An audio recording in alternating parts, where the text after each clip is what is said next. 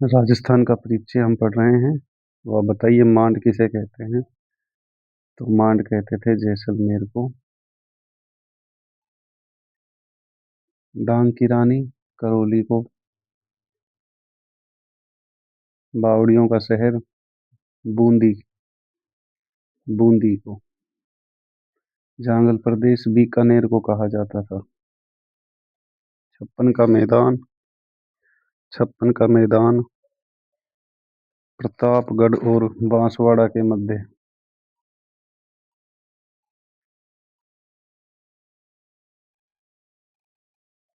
के मध्य 56 गांवों का समूह।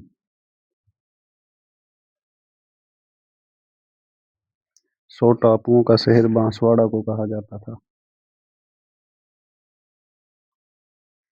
ये सभी PYQ बेस्ड हैं।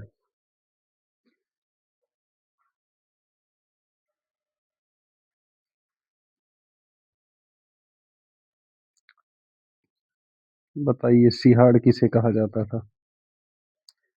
तो सिहाड़ कहा जाता था नाथ द्वारा को। नाथ द्वारा कहाँ पर है, राजसमंद जिले में।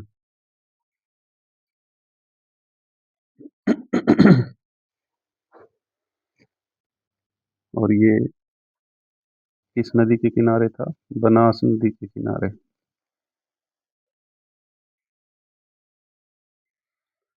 तो नाथ द्वारा का मूल नाम क्या था, सिहाड़। यहाँ पर श्रीनाथ जी का भव्य मंदिर है।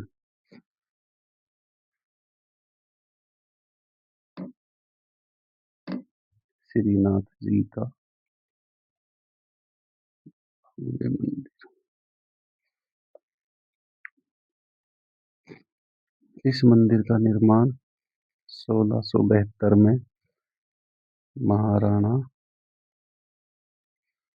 राज सिंह ने करवाया था।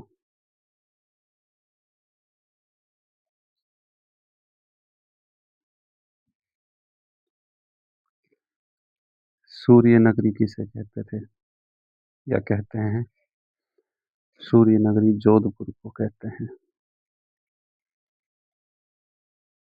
नीली नगरी भी जोधपुर को कहते हैं।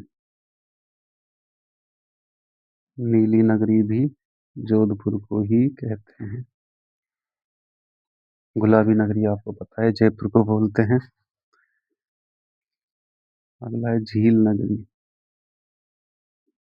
झील नगरी उदयपुर को कहा जाता है।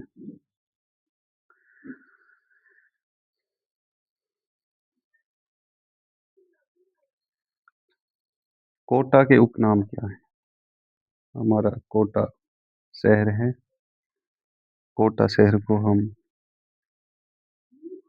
औद्योगिक शहर भी कहते हैं। इसके अलावा प्राचीन समय में इसको नंदग्राम भी कहा जाता था। शिक्षा नगरी भी यह है। और राजस्थान का कानपुर भी कहते हैं। जिस तरह से यूपी के कानपुर में उद्योग बहुत अच्छे से विकसित हैं, वैसे ही राजस्थान के कोटा में भी उद्योग बहुत अच्छे से विकसित हैं। राजस्थान का वर्कोयांश। राजस्थान का वर्कोयांस्क, ये किसको कहा जाता था। वर्कोयांश रूस में एक ठंडा स्थल है। तो राजस्थान में ठंडा स्थल कौन सा है, माउंट आबू। माउंट आबू ये कहाँ पर है, सिरोही राजस्थान में। इसलिए माउंट आबू को राजस्थान का वर्कोयांश कहते हैं क्योंकि ये राजस्थान का ठंडा स्थल है, माउंट आबू। बीकानेर का प्राचीन नाम बताइए। अभी हम ऊपर पढ़ के भी आए हैं। इसको कहा जाता था जांगल। उदयपुर और चित्तौड़गढ़, ये हमने कल की क्लास में पढ़ा था। आपने वीडियो देखी हो तो पता होगा। उदयपुर चित्तौड़गढ़ ये किस में शामिल थे? ये थे सीवी में। सीवी की राजधानी थी मध्यमिका, प्राचीन काल में।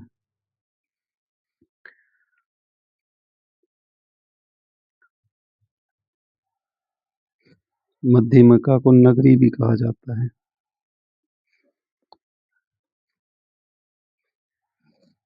बताइए आप, मरु किसे कहा जाता है? मरु बोला जाता है मारवाड़ को।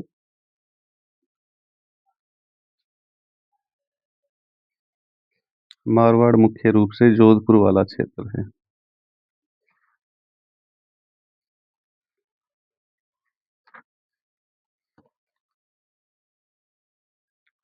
बताइए, डांग की रानी। हमने अभी पढ़ा भी है, डांग की रानी किसको कहा जाता है? करौली को। कुरु कौन सा प्रदेश था? कुरु था उत्तरी अलवर। अलवर का जो उत्तरी भाग है वही कुरु था। शोरसेन प्रदेश के अंतर्गत कौन कौन शामिल थे? शोरसेन प्रदेश तो ये थे भरतपुर और धौलपुर और करौली, ये हमारे शोरसेन प्रदेश के अंतर्गत थे। जांगल प्रदेश मैंने आपको बताया बीकानेर के क्षेत्र को कहा जाता था। पाली का किसको कहा जाता था? पाली का, पाली का कहा जाता था पाली को।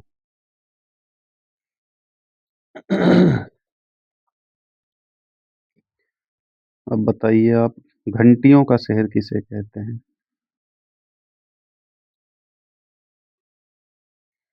तो घंटियों का शहर, जिसको इंग्लिश में बोलेंगे city of bell, city of bell Jhalrapatan.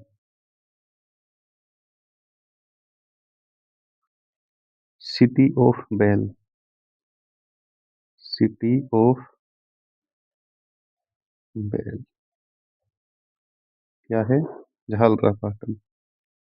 City of wells, बावड़ियों का शहर। सिटी ऑफ वेल्स का मतलब बावड़ियों का शहर। ये किसको कहा जाता था? बूंदी को। अब बताइए, व्हाइट सिटी, व्हाइट सिटी किसको कहते हैं? सन सिटी बताइए। सन सिटी, सूर्य नगरी, ये कहा जाता है उदयपुर। और सन सिटी कहा जाता है जोधपुर को। जोधपुर को ब्लू सिटी भी कहा जाता है। पिंक सिटी आपको मालूम ही है, जयपुर।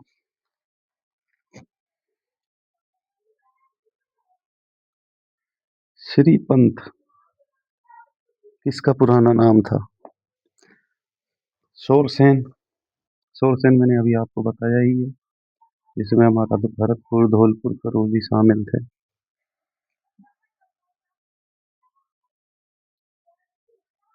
बेराठ आपको बताना है।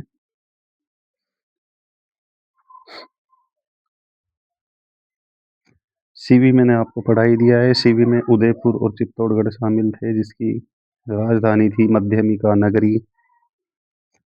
स्वर्णगिरी मैंने कल की क्लास में आपको बताया था किसको कहा जाता है।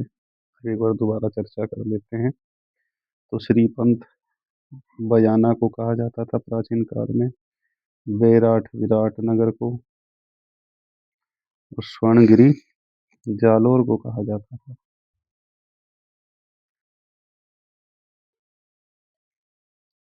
जांगल की बात करें तो हमने अभी पढ़ा भी है, मुख्य रूप से, मुख्य रूप से बीकानेर और आंशिक रूप से जोधपुर भी इसमें शामिल था। जांगल किस समय कहा जाता था इन क्षेत्रों को? महाभारत काल में,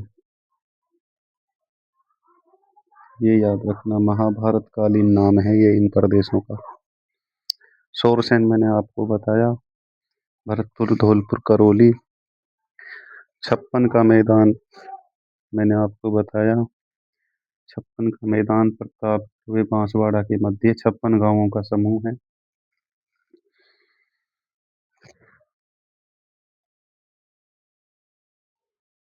आगे मैं आपसे पूछता हूँ, देश का सबसे बड़ा राज्य, देश का सबसे बड़ा राज्य सबको पता है, आपको भी पता है, राजस्थान। लेकिन अगला क्वेश्चन मैं करता हूँ आपसे, कब बना राजस्थान देश का सबसे बड़ा राज्य, और इससे पहले कौन सा था? तो 1 नवंबर 2000 को मध्य प्रदेश से छत्तीसगढ़ बन गया था। तो 1 नवंबर 2000 से पहले मध्य प्रदेश भारत का सबसे बड़ा राज्य था, लेकिन 1 नवंबर 2000 से जब मध्य प्रदेश में से छत्तीसगढ़ अलग हो गया था, तब राजस्थान हमारा देश का सबसे बड़ा राज्य बन गया था। अब आपको बताना है, जो हमारा जांगल प्रदेश था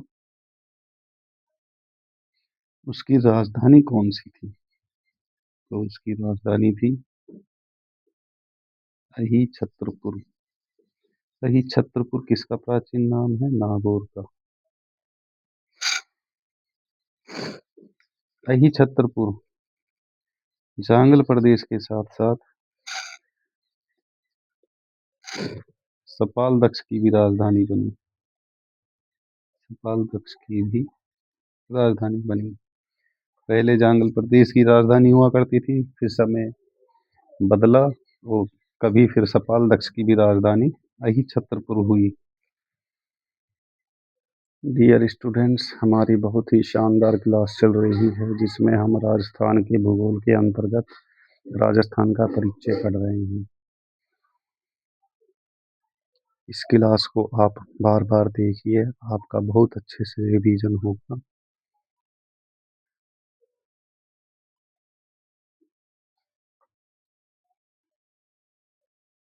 आपको बताना है, कांठल प्रदेश किसे कहा जाता था? राजस्थान का क्षेत्रफल भारत के क्षेत्रफल का कितना प्रतिशत है, बताइए। तो कांठल प्रदेश कहा जाता था प्रतापगढ़, प्रतापगढ़ को मुख्य रूप से माही नदी क्षेत्र, माही नदी का किनारा मुख्य रूप से क्या कहा जाता था? कांठल प्रदेश। और राजस्थान का क्षेत्रफल भारत के कुल क्षेत्रफल का 10.45% है। राजस्थान का क्षेत्रफल की दृष्टि से पूरे देश में प्रथम स्थान है राजस्थान का। और राजस्थान का क्षेत्रफल है कितना? तो ये है 3,42,239 वर्ग किलोमीटर।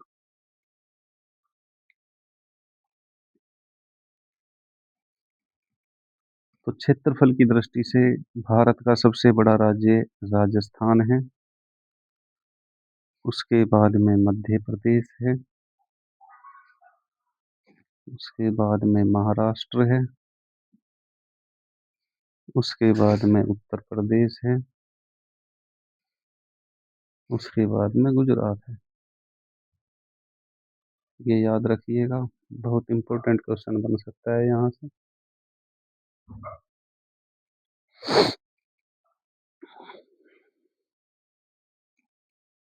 और भारत के परिप्रेक्ष्य में राजस्थान की स्थिति, अगर स्थिति की बात की जाए तो राजस्थान भारत के परिप्रेक्ष्य में उत्तर पश्चिम में स्थित है। अगर आप मैप पर देखेंगे तो राजस्थान भारत के उत्तर पश्चिम में स्थित है। तो राजस्थान के आकार की बात कर ली जाए तो राजस्थान का आकार है पतंगाकार, विषम कोण चतुर्भुज।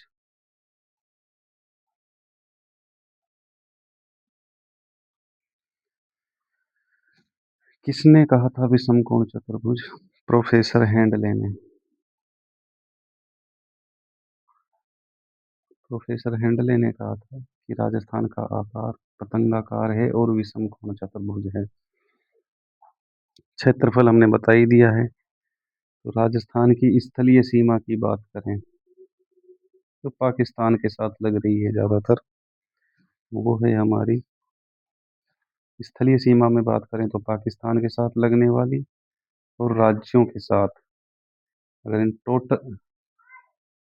टोटल स्थलीय सीमा की बात करें तो हमारा बनता है 5,920 किलोमीटर। अगर इसमें से पाक के साथ लगने वाली जो सीमा है उसकी बात करें तो वो है हमारी 1,070 किलोमीटर। और राज्यों के साथ लगने वाली सीमा है वो रह जाती है फिर हमारी 4,850 किलोमीटर। ठीक है, बहुत इंपॉर्टेंट क्लास है, ध्यान से देखिए। अगर उत्तर से दक्षिण की लंबाई पूछा जाए, उत्तर से दक्षिण की लंबाई पूछा जाए तो बताइए कितनी।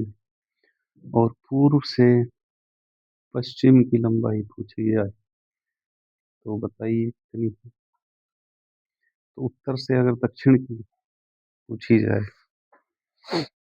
तो ये बनती है 826। और पूर्व से पश्चिम की लंबाई पूछी जाए तो ये थोड़ा सा ज्यादा होती है, 869, 826 के मुकाबले।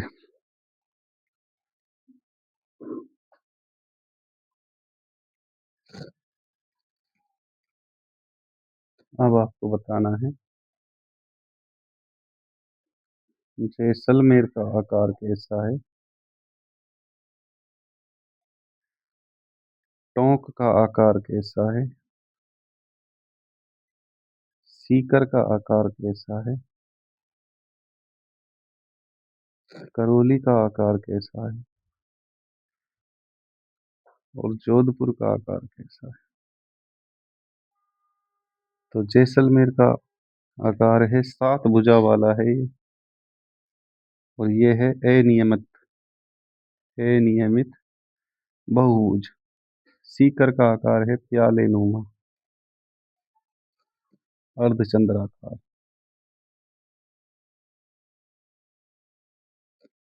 खरोली है बतकाकार। जोधपुर है मयूराकार। और टोंक है हमारा समचतुर्भुज।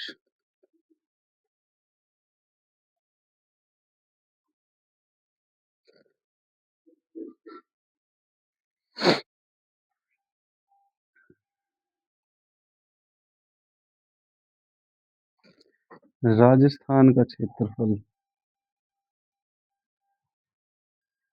किन देशों के समान है? किन देशों के समान है क्षेत्रफल में राजस्थान? तो राजस्थान कांगो, वियतनाम, फिनलैंड और पोलैंड के लगभग बराबर है। और 1.5 गुना किससे है? जिस राजस्थान का क्षेत्रफल किन देशों से 1.5 गुना है? तो उसमें आ जाता है नेपाल। और 2.3 गुना किससे है? तो श्रीलंका से।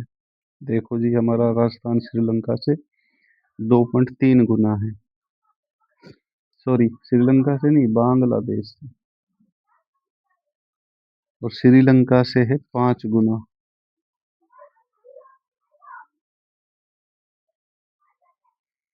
और स्विट्जरलैंड से है 8 गुना। स्विट्जरलैंड धरती का स्वर्ग कहा जाता है जिसको, उससे हमारा राजस्थान 8 गुना बड़ा है।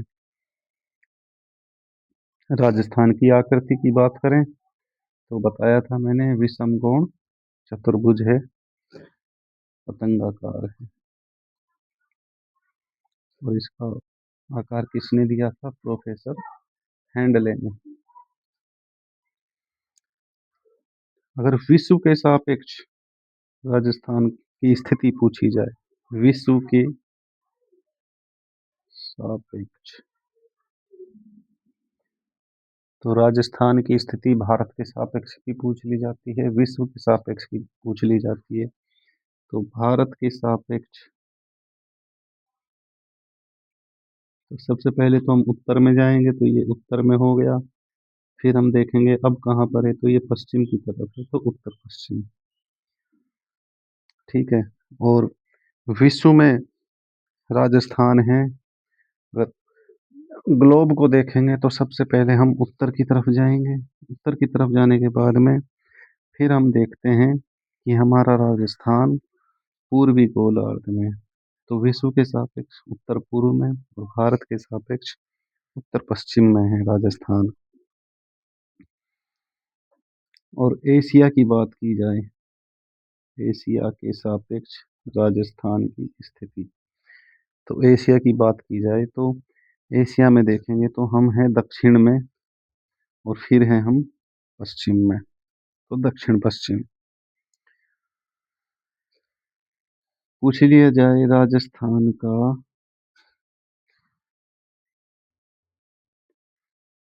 दक्षिणतम अक्षांश, पूछ लिया जाए राजस्थान का दक्षिणतम अक्षांश, अक्षांशीय विस्तार पूछ लिया जाए तो कहाँ से कहाँ तक हम बताते हैं?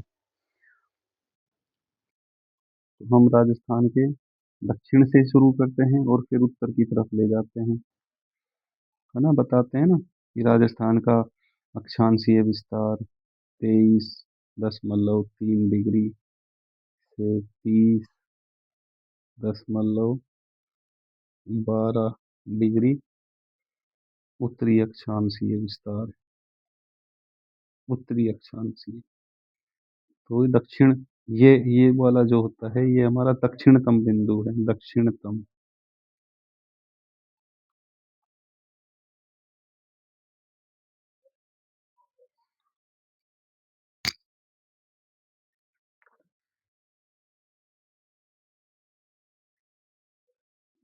आज की क्लास यहीं समाप्त करते हैं, मिलते हैं अगली क्लास में।